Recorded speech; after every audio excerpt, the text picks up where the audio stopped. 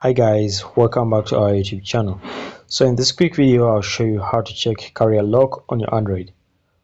Alright, so this will be a quick step guys. Step number one, open up your settings. Once you open up your settings, then go ahead and tap on SIM and network. After that, then go ahead and tap on more settings.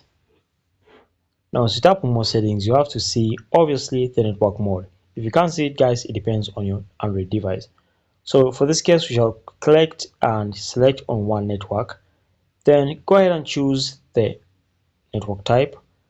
Now first turn this off.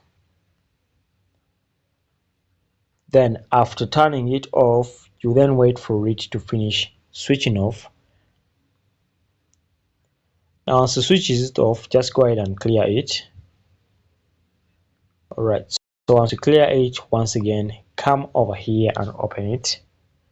And then we shall come back to SIM and network on that same network. And then we shall come to the network type. And if it's still set on automatic, it means your phone is locked. So basically this one is locked on one network. Alright, so thanks for watching guys. Subscribe.